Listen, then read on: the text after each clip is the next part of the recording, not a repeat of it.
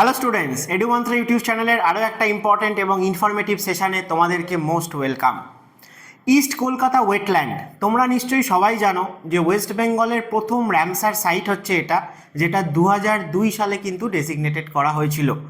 তো এই ইস্ট কলকাতা ওয়েটল্যান্ডকে কলকাতার কিডনি বলা হয়ে থাকে। তো বর্তমানে এই কিডনির যা অবস্থা, তাতে ইমিডিয়েট যদি আমরা ডায়ালিসিস করা স্টার্ট না করি তাহলে হয়তো এই ইস্ট কলকাতা ওয়েটল্যান্ডকে আর বাঁচানো সম্ভব হবে না। তো তোমরা দেখতেই পাচ্ছ যে লাস্ট বলতে গেলে 1 দশক ধরে বিভিন্ন এনভায়রনমেন্টালিস্ট, বিভিন্ন মানুষ যারা যারা সচেতন পরিবেশ সম্পর্কে, তাদের বিভিন্ন রিপোর্ট, বিভিন্ন আর্টিকেল, বিভিন্ন দরখাস্ত কিন্তু তারা জারি করেছিলেন, কিন্তু কার কথা কে কানে তোলে? তাহলে তোমরা দেখতেই পাবে যে বিভিন্ন নিউজ পেপারের হেডলাইনে বারবার এসছে যে east Kolkata wetland under threat. বিভিন্ন কারণের জন্য সেখানকার যে ইকোলজি, তার যে ব্যালেন্স, সেটা কিন্তু নষ্ট হয়ে যাচ্ছে। যেটা রিসেন্টলি কয়েক মাস আগে এই রিজিয়নে একটা ভয়াবহ অগ্নিকাণ্ড ঘটেছে, যার ফলে সবার কিন্তু টনক নড়েছে। সেটার রেসপেক্টে যখন ইন্সপেকশনে যাওয়া হয়েছে, তখন দেখা গেছে যে এই সমস্ত যে রেসিডেন্সিয়াল বা হিউম্যান সেটেলমেন্ট, সেগুলো এই র্যামসার সাইট ইস্ট কলকাতা ওয়েটল্যান্ডের বাউন্ডারির মধ্যেই পড়ছে। তো তার ফলে এখন এই ইস্যুটা নিয়ে কিন্তু সবাই অনেক কনসার্ন হয়েছে। এবং যদি আমরা বিগত কয়েক বছরের স্যাটেলাইট ইমেজ থেকে দেখি, তাহলে আমরা দেখব যে এই ইস্ট কলকাতা ওয়েটল্যান্ডের যতটা আলটিমেটলি ওয়াটার বডি থাকার কথা, যতটা এরিয়া, সেটা কিন্তু কমতে কমতে অর্ধেকের কাছে চলে এসছে। তো এই মুহূর্তে আমাদের কিন্তু ইমিডিয়েট কনসার্ন হওয়া উচিত যে ইস্ট কলকাতা ওয়েটল্যান্ড সম্বন্ধে, এবং কেন, সেই সমস্ত কিছুই আজকে আলোচনা করব এই ভিডিওটাতে। এবং কেন একে কলকাতার কিডনি বলা হয়ে থাকে। তাহলে the kidneys of Kolkata under siege, এটা এখন একটা বিরাট ইম্পর্টেন্ট ইস্যু যদি আমরা ওয়েস্ট বেঙ্গল জিওগ্রাফি রেসপেক্টেও দেখে থাকি। তাই এটা রিলেটেড কোশ্চেন আগামী যে কম্পিটিটিভ এক্সামগুলো হতে চলেছে সেখানে তোমরা অবশ্যই এক্সপেক্ট করতে পারো। তাহলে এর গ্লোবাল ইম্পর্টেন্স কি, কেন একে র্যামসার সাইট হিসেবে ডিক্লেয়ার করা হয়েছিল? 2002 সালে একে ডিক্লেয়ার করা হয়েছে এবং এটা ওয়েস্ট বেঙ্গলের প্রথম র্যামসার সাইট ছিল। এখন ওয়েস্ট বেঙ্গলে 2টো র্যামসার সাইট আছে। 2019 সালে সুন্দরবনকেও ডিক্লেয়ার করা হয়েছে র্যামসার সাইট। তো এটার ইম্পর্টেন্স বা সিগনিফিকেন্স কি না, এটা হচ্ছে ওয়ার্ল্ডের মধ্যে largest waste water fed aquaculture system. অর্থাৎ এই যে কলকাতা এত বড় একটা মেট্রো সিটি, তার যা কিছু সুয়েজ ওয়াটার, তার যা কিছু ওয়েস্ট ওয়াটার, সেগুলোকে এখানে ন্যাচারালি ট্রিটমেন্ট করা হয় এবং সেখানে অ্যাকোয়াকালচার, পিসিকালচার করা হয়ে থাকে। তো সেই জন্য এটা গোটা ওয়ার্ল্ডের মধ্যে একটা ইউনিক ইকোসিস্টেম। কিন্তু এর এরিয়া নিয়ার অ্যাবাউট তোমরা দেখতে পাবে 125 স্কোয়ার কিলোমিটার বা 12,500 হেক্টর, যার মধ্যে 37টা মৌজা রয়েছে। এবং এর ইউনিকনেস এটাই যে ন্যাচারাল যে সুয়েজ ট্রিটমেন্ট প্ল্যান্ট এই সিটির জন্য সেটা কিন্তু দরকার পড়ে না। মানে এটা একটা ন্যাচারাল সুয়েজ ট্রিটমেন্ট প্ল্যান্ট হিসেবে কাজ করে। আমাদের আর্টিফিশিয়ালি কিন্তু এই ওয়াটারটাকে ট্রিটমেন্ট করার জন্য কোনো প্ল্যান্ট বানাতে হয়নি। তো ন্যাচারালি এই জিনিসটাকে ট্রিটমেন্ট করে আমরা এখান থেকে অ্যাডভান্টেজ হিসেবে কি পাই না, আমরা প্রচুর পরিমাণে কিন্তু এখানে ফিশিং করে থাকি, পিসিকালচার করে থাকি, অ্যাকোয়াকালচার করে থাকি, তার সাথে সাথে কিছু ইন্টেন্সিভ এগ্রিকালচারও কিন্তু এই রিজিয়নে করা হয়ে থাকে। তো চলো এক এক করে দেখে নিই। প্রথম কথা হচ্ছে ইস্ট কলকাতা ওয়েটল্যান্ড নাম থেকে তোমরা বুঝতে পারছো যে কলকাতার ইস্টার্ন পোর্শনে রয়েছে। তো এদিকে হুগলি রিভার ফ্লো করছে এবং গোটা কলকাতা সিটি রয়েছে, তার একদম ইস্টার্ন সাইডে এসে আমরা এই যে রিজিয়নটাকে, এইটাকে ডেজিগনেট করেছিলাম ইস্ট কলকাতা ওয়েটল্যান্ড র্যামসার সাইট হিসেবে। তো এর ইকোলজিক্যাল এবং ইকোনমিক সিগনিফিকেন্স কি, সেটা প্রথমে আমরা একটু দেখে নিই। প্রথম কথা হচ্ছে যে রিসোর্স রিকভারি, অর্থাৎ এইখানে যে সিস্টেমটা আমরা ইউজ করে থাকি সেটা হচ্ছে যে সোলার এনার্জি মানে সানলাইট, এবং তার সাথে সাথে বিভিন্ন মাইক্রো ব্যাকটেরিয়াল যে অ্যাকশন, তার ফলে কি হয়ে থাকে না, এখানকার যে শ্যালো এরকম ফিশ পন্ড রয়েছে, যেগুলোকে আমরা লোকালি ভেরি বলে থাকি, সেই ভেরিগুলোতে মাছ চাষ করা হয়। এবং এই সানলাইট আর মাইক্রোবিয়াল যে প্রসেস, তার ফলে এখানে ওয়েস্ট ওয়াটারটাকে আমরা কিন্তু ট্রিটমেন্ট করে থাকি। তো লাইভলিহুড বলতে প্রায় 1.5 লাখ লোক এখানে এই রিজিয়নটার ওপর ডিপেন্ডেন্ট, যারা কিন্তু এখানে পিসি কালচার সব থেকে বেশি দেখতে পাওয়া যায়, অর্থাৎ ফিশ ফার্মিং, তাছাড়া প্যাডি ফার্মিং, এবং আমরা দেখতে পাই কিছু কিছু ভেজিটেবল কাল্টিভেশন, যেগুলো কিন্তু হয়ে থাকে এবং ইন্টেন্সিভ পরিমাণে হয়ে থাকে। তার কারণ এই গোটা কলকাতার যে পপুলেশন, তাদেরকে সাপোর্ট করার জন্য তাদের যে ফুড সিকিউরিটি, ফিশ আর ভেজিটেবলস, সেটা কিন্তু ম্যাক্সিমাম এখান থেকে সাপ্লাই করা হয়। তো প্রোডাক্টিভিটি হিসেবে তোমরা দেখতে পাবে যে ডেলি, ঠিক আছে, বা না ডেলি না, অ্যানুয়ালি প্রায় 150 টন অফ ফ্রেশ ভেজিটেবল হচ্ছে ডেলি, আর 10,000 থেকে 20,000 টন অফ ফিশ অ্যানুয়ালি কিন্তু এখান থেকে প্রোডাকশান হয়ে থাকে। ক্লাইমেট রেজিলিয়েন্স হিসেবে যদি দেখো, তাহলে এত বড় একটা ওয়াটার বডি, তার একটা হিউজ পরিমাণ কার্বন সিঙ্ক রয়েছে, তাহলে 60% নিয়ার অ্যাবাউট কার্বন ডাইঅক্সাইড কিন্তু এই জায়গাটাতে অ্যাবজর্ব হয়ে যায়, এবং ন্যাচারালি একটা ফ্লাড বাফার হিসেবেও কিন্তু এই রিজিয়নটা কাজ করে। তাহলে শুধুমাত্র ওয়েস্ট ওয়াটার ট্রিটমেন্ট নয়, যখন মনসুন টাইমে প্রচুর হেভি রেনফল হয়ে থাকে, তখন কলকাতায় যাতে হ্যাভক ফ্লাড না হয়ে থাকে, সেটার পেছনেও কিন্তু এর একটা বিরাট অবদান রয়েছে, কারণ এত বড় একটা রিজিয়ন সেই এক্সেস ওয়াটারটাকে কিন্তু হোল্ড করে নেয়। এবং সবশেষে যদি বলা যায়, তাহলে হচ্ছে ইকোনমিক সাবসিডি, কারণ এত বড় একটা সিটির যা কিছু সুয়েজ হয়ে থাকে, যা কিছু ওয়েস্ট ওয়াটার হয়ে থাকে, সেটাকে ট্রিটমেন্ট করার জন্য আমাদের একটা প্ল্যান্ট বানিয়ে যা ইনভেস্টমেন্টের দরকার পড়ে, সেই আর্টিফিশিয়ালি ট্রিটমেন্ট প্ল্যান্ট না করে আমরা কিন্তু ন্যাচারালি এখানে ওয়েস্ট ওয়াটারটাকে ট্রিটমেন্ট করতে পারি। তাহলে এটাই হচ্ছে ইস্ট কলকাতা ওয়েটল্যান্ডের গোটা ওয়ার্ল্ডের মধ্যে ইম্পর্টেন্স বা সিগনিফিক্যান্স। নেক্সট আরও টপিকে যাওয়ার আগে বলি যে এডুমান্ত্রা WBCS 2025কে টার্গেট করে কিন্তু ফ্রেশ ব্যাচ অলরেডি স্টার্ট হয়ে গেছে, যেখানে প্রথম থেকে কিন্তু প্রতিটা subject conceptual mains oriented class হচ্ছে এবং এক্সপিরিয়েন্সড ফ্যাকাল্টিরা ক্লাস নিচ্ছেন প্রতিটা সাবজেক্টে। তার সাথে সাথে তোমাদেরকে প্রোভাইড করা হচ্ছে ক্লাস নোটস এবং স্টাডি মেটেরিয়ালস, সঙ্গে থাকছে প্রচুর MCQ টেস্ট, সেটা ক্লাস টেস্ট হিসেবে, মক টেস্ট হিসেবে, উইকলি টেস্ট হিসেবে। তোমরা অলমোস্ট এভরিডেই কিন্তু প্রচুর মক টেস্ট এখানে MCQ সলভ করতে পারবে। তার সাথে সাথে আমাদের এই ক্লাসগুলো লাইভ হলেও সেগুলোকে রেকর্ডিং করা হয়, তোমরা চাইলে আগে যে ক্লাসগুলো হয়ে গেছে সেগুলোকেও যখন ইচ্ছে কিন্তু অ্যাক্সেস করতে পারবে। তো যদি তোমরা ইন্টারেস্টেড থাকো WBCS 2025-এর জন্য, তাহলে আরও ডিটেলসে জানতে হলে এডুমান্ত্রার সাথে যোগাযোগ করো।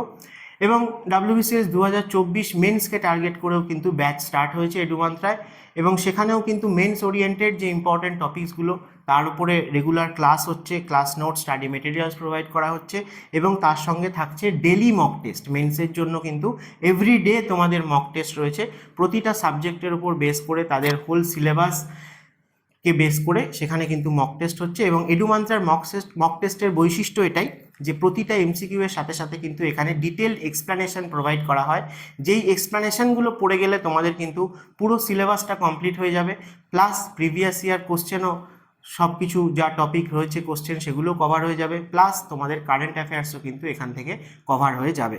তাই যদি তোমরা এই মেন্সের ব্যাচে জয়েন করো এবং সমস্ত মক টেস্ট তোমরা অ্যাভেল করো, তাহলে কিন্তু মেন্সেও তোমরা প্রচুর কোশ্চেন এখান থেকে কমন পাবে। তাই আর দেরি করো না, যারা সিরিয়াসলি ইন্টারেস্টেড রয়েছো WBCS এর জন্য, তারা অবশ্যই এডুমান্ত্রার সাথে যোগাযোগ করো। চলো আমরা ইস্ট কলকাতা ওয়েটল্যান্ডের কথাই যদি দেখি, তাহলে আমরা দেখতে পাবো যে ইস্ট কলকাতা ওয়েটল্যান্ডের যা ডেজিগনেটেড এরিয়া, তার মধ্যে আমরা দেখতে পাবো যে কত হাই রাইজ বিল্ডিং তৈরি হয়ে গেছে। তার মধ্যে আমরা দেখতে পাবো যে ডাম্পিং গ্রাউন্ড, কলকাতা সিটির আশেপাশে যদি সবথেকে বড় ডাম্পিং গ্রাউন্ড হয়, তাহলে সেটাও রয়েছে এই ইস্ট কলকাতা ওয়েটল্যান্ডের মধ্যে। তার সাথে দেখো ইন্টেন্সিভ এগ্রিকালচার এই ওয়েটল্যান্ডের মধ্যেই কিন্তু আমরা দেখতে পাচ্ছি। তাহলে ইস্ট কলকাতা ওয়েটল্যান্ডের অবস্থা খুবই সঙ্গীন। আমি আরও কিছু স্যাটেলাইট ইমেজারি তোমাদেরকে দেখাচ্ছি, যেগুলো দেখলে তোমাদের মাথা ঘুরে যাবে। তাহলে কোর ইস্যুস কি, থ্রেট কি, যেটা নিয়ে আমাদের কিন্তু রিসেন্টলি মানে খুবই ব্যাপারটা হাইলাইটেড হয়েছে ইস্যুটা, এবং আমাদের তাড়াতাড়ি এর সলিউশন কিছু একটা করা উচিত। প্রথম কথা হচ্ছে আরবান এনক্রোচমেন্ট, রিয়েল এস্টেটের এক্সপ্যানশন। আমরা যদি দেখি, তার মধ্যে লিগাল ছাড়া ইললিগালও রয়েছে অনেক। সল্টলেক, রাজারহাট, এই যে রিজিয়নগুলো নতুন করে ডেভেলপ হচ্ছে, কারণ কলকাতার ওপরে পপুলেশনের যে প্রেশার দিন দিন বাড়ছে, তার ফলে ইললিগাল ল্যান্ড ফিলিং আমরা দেখতে পাচ্ছি। তো সেরকম স্যাটেলাইট ডেটা থেকে আমরা দেখব যে 14% থেকে প্রায় 77% হয়ে গেছে 2002 সালের পর থেকে। যদি আমরা দেখি, তাহলে এত পার্সেন্ট এরিয়া কিন্তু এর আন্ডারে ভ্যানিশ হয়ে গেছে, ঠিক আছে, মানে সেগুলো আর ওয়েটল্যান্ড কিন্তু নেই। তাহলে ইললিগাল আরবান এনক্রোচমেন্ট এটা একটা বড় ইস্যু। নেক্সট হচ্ছে যে পলিউশন, হেভি মেটাল, বিভিন্ন এর আশেপাশে আমরা ছোট বড় ইন্ডাস্ট্রি দেখতে পাবো, এবং সবথেকে বড় যেটা দেখতে পাই সেটা হচ্ছে বানতলাকে বেস করে যে ট্যানারি ইন্ডাস্ট্রি তৈরি হয়েছে বা প্লাস্টিকের ছোট ছোট ইন্ডাস্ট্রি তৈরি হয়েছে। তো তাদের থেকে যে সমস্ত টক্সিক মেটালগুলো বেরিয়ে আসছে, যেমন লেড আছে, ক্রোমিয়াম আছে, মার্কারি আছে, তাহলে এই সমস্ত কিছু কিন্তু এইখানকার যে সুয়েজ ওয়াটার তার সাথে অ্যাড হয়ে যাচ্ছে, যার ফলে এখানের ফুড চেঞ্জে সেখানে একটা কিন্তু প্রবলেম আমরা দেখতে পাচ্ছি। তাহলে পলিউশন একটা বড় ইস্যু। নেক্সট হচ্ছে হাইড্রোলজিক্যাল যে ডিসরাপশান, অর্থাৎ এই কলকাতার সঙ্গে যে সমস্ত ক্যানেলগুলোর মাধ্যমে এই ওয়েটল্যান্ডগুলো কানেক্টেড, সেগুলোতে আমরা প্রচুর পরিমাণে সিল্টেশন দেখতে পাচ্ছি। তারপরে আনঅথরাইজড বিভিন্ন আউটফল দেখতে পাচ্ছি চ্যানেলের, যেগুলো এই নিউট্রিয়েন্ট রিচ যে সুয়েজটা, যেটা ফিশের জন্য যেটা ইম্পর্টেন্ট, ফিশারিজের জন্য যেটা ইম্পর্টেন্ট, তার যে ব্যালেন্সটা সেইটাকে কিন্তু নষ্ট করে দিচ্ছে।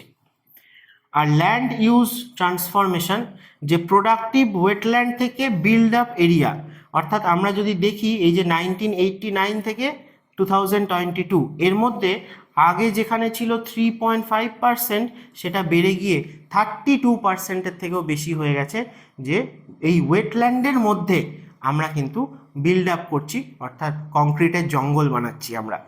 তো তোমাদেরকে কিছু ইমেজ দেখাই, এরকম তোমরা দেখলে বুঝতে পারবে যে দেখো এই যে দেখতে পাচ্ছ যে পুরোটাই ওয়াটার বডি রয়েছে এবং তার সাথে সাথে গ্রিনারি রয়েছে, সেটাই কিন্তু আমরা দেখতে পাবো যে কয়েক বছর পরে চেঞ্জ হয়ে গিয়ে এই রকম টাইপের কিন্তু আরবান ফিলিং এখানে আমরা দেখতে পাচ্ছি।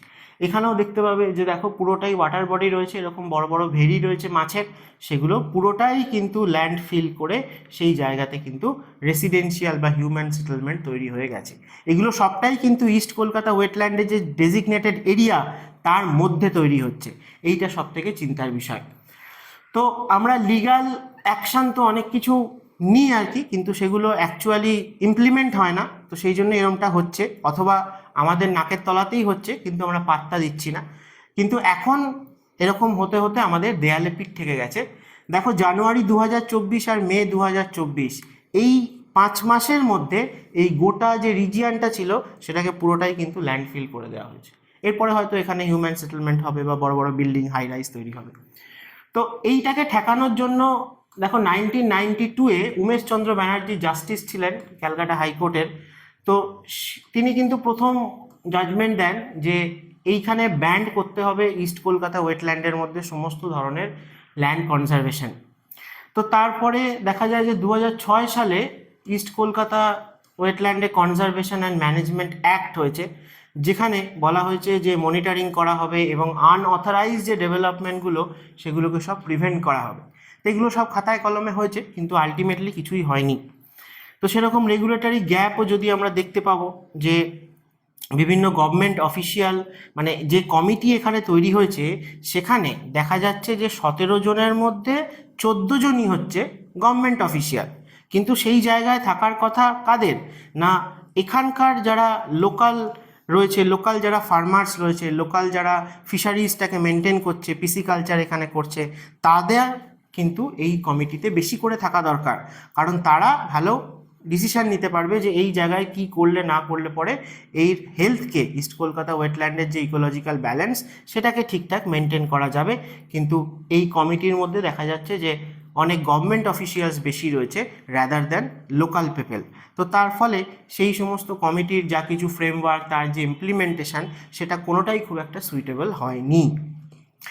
তো তোমাদেরকে বলি যে মেন্সের ব্যাচের কথা তো বললাম, তার সাথে সাথে WBCS মেন্সকে ফোকাস করে কিন্তু এডুমান্ত্রা একটা মক টেস্ট প্ল্যান নিয়ে এসছে তোমাদের, 75 ডেজের প্ল্যান, যেখানে কিন্তু তোমরা প্রত্যেকটা জেনারেল স্টাডিজের যে subject, history, geography, polity, economy, science, GK, current affairs, এদের প্রতিটা সাবজেক্টের ওপরে 15টা করে মক টেস্ট পেয়ে যাচ্ছ, এবং প্রতিটা মক টেস্টের MCQ এর সাথে সাথে তোমাদেরকে ডিটেলড এক্সপ্লানেশন প্রোভাইড করা হচ্ছে, এবং এই এক্সপ্লানেশনগুলো তোমরা যদি পড়ে যাও তাহলে কিন্তু তোমাদের গোটা সিলেবাসটা কমপ্লিট হয়ে যাচ্ছে। তার সাথে সাথে প্রিভিয়াস ইয়ারে যে সমস্ত টপিকগুলো থেকে কোশ্চেন এসছে বা রিসেন্ট কারেন্ট ইস্যুস যেগুলো রয়েছে সেগুলোও কিন্তু এই এক্সপ্লেনেশনের মধ্যে প্রোভাইড করে দেওয়া হচ্ছে। এবং এর সাথে সাথে ম্যাথ এবং জিআইয়ের উপরেও তোমরা 15টা করে কিন্তু সেট পেয়ে যাচ্ছ সম্পূর্ণ ফ্রিতে। More than 6000 plus MCQ with explanation তোমাদের কিন্তু সলভ হয়ে যাবে, যেখান থেকে মেন্সে কিন্তু তোমরা প্রচুর কোশ্চেনও কমন পাবে। তাই যারা যারা মেন্স দিতে চলেছো 2024-এর WBCS, তারা যদি ইন্টারেস্টেড থাকো অবশ্যই এডুমন্ত্রার সাথে যোগাযোগ করো, কারণ এই মক টেস্ট সিরিজটা তোমাদের কাছে কিন্তু খুবই বেনিফিশিয়াল হবে। তো চলো আমরা টপিকে ফিরে আসি, যে তাহলে আলটিমেটলি আমরা কি করব, আমাদের ওয়ে ফরওয়ার্ড কি হবে। না আমরা দেখব যে প্রথম কথা হচ্ছে যে পার্টিসিপেটারি গভর্নেন্স, মানে এখানকার যে লোকাল কমিউনিটি এনজিও তাদেরকে আরও বেশি বেশি করে ইনক্লুড করতে হবে ডিসিশন মেকিং প্রসেসে, যে আলটিমেটলি এই জায়গাটায় কি করা না উচিত এখানকার ইকোলজিকে মেনটেন করার জন্য। সেই ক্ষেত্রে এখানকার লোকাল বডিকে বেশি করে আরও ইনভলভ করতে হবে। এনফোর্সমেন্টের ক্ষেত্রে আরও স্ট্রিক্ট হতে হবে আমাদের। এই যে যেমন ধরো প্রচুর দেখো পেন্ডিং এফআইআর এখানে ইললিগাল যে এনক্রোচমেন্ট হয়েছে তার এগেনস্টে হয়ে আছে, কিন্তু সেগুলোর কোনো ফয়সালা হয়নি এখনো। ডিসিল্টেশন, অর্থাৎ এই যে রেগুলার ড্রেজিং করতে হবে যে সুয়েজ ক্যানালগুলো, যে ক্যানেলগুলোর মাধ্যমে এই কলকাতার গোটা সুয়েজ ওয়াটারটা এখানে গিয়ে পৌঁছয়, সেই ক্যানেলগুলোকে চালু রাখতে হবে, তাদেরকে ড্রেজিং করতে হবে, যার ফলে এই হাইড্রোলজিক্যাল ব্যালেন্সটা যাতে মেনটেন হয় ওয়েটল্যান্ডের মধ্যে, ঠিক আছে। আর ইনসেন্টিফিকেশন বলছে যে grant formal land tenure rights to the traditional fishing cooperative, এই জায়গায় আমরা যদি আরও কোঅপারেটিভ বানাই, বা এখানে যারা যারা অ্যাকোয়াকালচার করছে, যারা যারা লোকাল ফার্মার্স রয়েছে, তাদের মধ্যে যদি আমরা এই ল্যান্ডগুলোকে অ্যালট করে দিই লিগালি, তাহলে পরে কিন্তু দেখা যাবে যে ইললিগাল যে এনক্রোচমেন্টটা সেটার সম্ভাবনা ধীরে ধীরে এখানে কমতে পারে। তাহলে এই জিনিসগুলোকে আমরা ওয়ে ফরওয়ার্ড হিসেবে নিতে পারি, কিন্তু সেগুলো যাতে ঠিকঠাকভাবে ইমপ্লিমেন্ট হয় সেই ক্ষেত্রে আমাদের কিন্তু মেন নজর দিতে হবে। তাহলে বুঝতেই পারছো যে ইস্ট কলকাতা ওয়েটল্যান্ডের অবস্থা খুবই খারাপ। তো র্যামসার সাইট রিলেটেড একটা টার্ম তোমরা নিশ্চয়ই শুনে থাকবে যে মন্ট্রিয়ক্স রেকর্ড, তাই না? তো র্যামসার সাইট নিয়ে, মানে ইন্ডিয়ার র্যামসার সাইট নিয়ে কিন্তু এডুমন্ত্র ইউটিউব চ্যানেলে আমার ডিটেলস ভিডিও আছে। রিসেন্ট যে র্যামসার সাইটগুলো ডিক্লেয়ার হয়েছে, অথবা র্যামসার সাইট এই জিনিসটা কি, র্যামসার কনভেনশন কি, সেই সমস্ত কিছু নিয়ে, মন্ট্রিয়ক্স রেকর্ড নিয়েও আমি সেখানে ডিটেলসে আলোচনা করেছি। তোমাদেরকে আরও একবার মন্ট্রিয়ক্স রেকর্ডের কথা বলছি এই কারণে যে তোমরা ডিসাইড করে ভেবে দেখো যে ইস্ট কলকাতা ওয়েটল্যান্ডের যে অবস্থা, তাকে কি মন্ট্রিয়ক্স রেকর্ডের মধ্যে ইনক্লুড করা ইমিডিয়েট খুবই দরকার তার ইকোলজিক্যাল ব্যালেন্সকে আবার পুনরুদ্ধার করার জন্য, নাকি নয়, সেটা তোমরা কমেন্ট করে জানিও। তাহলে মন্ট্রিয়ক্স রেকর্ড জিনিসটা কি না, এটা একটা রেজিস্টার বুক। কিসের রেজিস্টার না, বলছে যেগুলোকে আমরা র্যামসার সাইট ওয়েটল্যান্ড হিসেবে ডিক্লেয়ার অলরেডি করে দিয়েছি, তাদের উপর যদি কোনো চেঞ্জেস ইন ইকোলজিক্যাল ক্যারেক্টার আসে, যেটা পলিউশনের জন্য হতে পারে, টেকনোলজির জন্য হতে পারে, অথবা হিউম্যান ইন্টারফারেন্সের জন্য হতে পারে, অর্থাৎ যেগুলো অলরেডি ডেজিগনেটেড র্যামসার সাইট তার উপর যদি নতুন করে আবার থ্রেট আসে কিছু, তাহলে তাদেরকে আমরা এই রেজিস্টারে নথিভুক্ত করি, যেই রেজিস্টারটাকে বলা হয় মন্ট্রিয়ক্স রেকর্ড। তাহলে এটা একটা কি টুল র্যামসার কনভেনশনের, যেটা আরও স্পেশালি অ্যাড্রেস করে সেই সমস্ত র্যামসার সাইটগুলোকে যাদের ইকোলজিক্যাল থ্রেট, যাদের উপর ইকোলজিক্যাল থ্রেট আসছে। তাহলে ওভারঅল ওয়ার্ল্ডের মধ্যেও আমরা দেখতে পাবো এরকম 48টা সাইট রয়েছে যেগুলো কিন্তু মন্ট্রিয়ক্স রেকর্ডের মধ্যে ইনক্লুডেড। তাহলে আমরা ইন্ডিয়ার কথায় আসি। ইন্ডিয়াতে রিসেন্টলি আরও একটা র্যামসার সাইট ইনক্লুড হয়েছে, তাই তো, অরুণাচল প্রদেশের গ্ল লেক। এখন টোটাল ইন্ডিয়াতে র্যামসার সাইট হচ্ছে 101, আর অরুণাচল প্রদেশ পেয়েছে তার প্রথম র্যামসার সাইট। তাহলে ইন্ডিয়াতে এই 101টা র্যামসার সাইটের মধ্যে দুটো এরকম র্যামসার সাইট রয়েছে যারা মন্ট্রিয়ক্স রেকর্ডের মধ্যে রয়েছে। একটা 1990 সালে লিস্টেড হয়েছিল, কেওলাদেও ঘানা ন্যাশনাল পার্ক, রাজস্থানে আছে, তোমরা নিশ্চয়ই জানো, কারণ সেই জায়গায় আমরা ওয়াটার শর্টেজ এবং গ্রেজিং ইস্যুস দেখতে পেয়েছিলাম। তো মন্ট্রিয়ক্স রেকর্ডে কেওলাদেও ঘানাকে ইনক্লুড করা হয়েছিল, আর চিল্কা লেককে ইনক্লুড করা হয়েছিল 1993-তে। কিন্তু চিল্কা লেকের যে বায়োডাইভার্সিটি সেটাকে আবার সাকসেসফুলি রিস্টোর করা গেছে, এবং সেই জন্য 2002-তে চিল্কা লেককে মন্ট্রিয়ক্স রেকর্ড থেকে আবার বার করে দেওয়া হয়েছে। এবং এই চিল্কা লেক হচ্ছে এশিয়ার মধ্যে এরকম প্রথম কোনো র্যামসার সাইট যেটা মন্ট্রিয়ক্স রেকর্ডে ইনক্লুড হওয়ার পর তার ইকোলজিক্যাল ব্যালেন্সটাকে সে পুনরুদ্ধার করে মন্ট্রিয়ক্স রেকর্ড থেকে নিজের নাম আবার সরিয়ে নিয়েছে। এটা কিন্তু এশিয়ার মধ্যে এরকম প্রথম চিল্কা লেক। এবং 1993-তে লোকটাক লেক মণিপুরের, যেখানে রয়েছে ওয়ার্ল্ডের লার্জেস্ট ফ্লোটিং ন্যাশনাল পার্ক, তাই তো, কেইবুল লামজাও ন্যাশনাল পার্ক, সেটাও কিন্তু 1993 থেকে এই মন্ট্রিয়ক্স রেকর্ডে লিস্টেড হয়েছে। তার কারণ এখানকার পলিউশন, এখানকার ডিফরেস্টেশন, এখানকার মানে ইন্টেন্সিফিকেশন অফ ওয়াটার হায়াসিন, মানে কচুরিপানা প্রচুর পরিমাণে বেড়ে যাওয়া, বা রিসেন্টলি তোমরা খবরে দেখবে যে এখানকার যে ফ্লোটিং মেটেরিয়ালগুলো যাকে ফুমডিস বলা হয়, সেই জিনিসগুলোও কিন্তু আস্তে আস্তে ডিগ্রেড হয়ে যাচ্ছে। তার ফলে এখানে যে সমস্ত স্পিসিস রয়েছে তাদের ওপরও একটা থ্রেট আসছে। তো লোকটাক লেকের বা কেইবুল লামজাও ন্যাশনাল পার্কের সোল হ্যাবিটেট বলা হয়ে থাকে সাংগাই বলে একটা হরিণকে, ঠিক আছে। তো যাই হোক, ইন্ডিয়াতে মন্ট্রিয়ক্স রেকর্ডে তাহলে চিল্কার নাম উঠেছিল কেওলাদেও ঘানা এবং লোকটাক লেক, কিন্তু প্রেজেন্টলি চিল্কা লেক বেরিয়ে গেছে। এখন ইন্ডিয়াতে লোকটাক লেক আর কেওলাদেও ঘানা এই দুটোই কিন্তু মন্ট্রিয়ক্স রেকর্ডে লিস্টেড আছে। তাহলে তোমাদের কি মনে হয় যে ইস্ট কলকাতা ওয়েটল্যান্ডের যা অবস্থা তাকেও কিন্তু ইমিডিয়েট মন্ট্রিয়ক্স রেকর্ডের মধ্যে ইনক্লুড করা উচিত? তবেই কিন্তু তাড়াতাড়ি আমরা তার যে ইকোলজিক্যাল ব্যালেন্স বা ডাইভার্সিটি সেটাকে আবার রিস্টোর করতে পারবো। তোমাদের কি মতামত তোমরা কমেন্ট করে জানিও। আর আশা করি আজকের ভিডিওটা থেকেও তোমরা প্রচুর ইনফরমেশান জানতে পারলে, যেগুলো তোমাদের আগামী দিনে পরীক্ষার কাছে কিন্তু খুবই হেল্পফুল হবে। তাই ভিডিওটা ভালো লাগলে একটা লাইক করে দিও, আর তোমাদের চেনা জানা বন্ধুবান্ধব যারা কম্পিটিটিভ এক্সামের অ্যাসপিরেন্ট রয়েছে তাদের সাথে শেয়ার করো, যাতে তারাও উপকৃত হতে পারে। আর অবশ্যই আমাদের এডুমন্ত্রা চ্যানেলটাকে সাবস্ক্রাইব করে দিও। ভালো থেকো সবাই, পড়াশোনা চালিয়ে যাও। দেখা হবে আবার নেক্সট কোনো ভিডিওতে।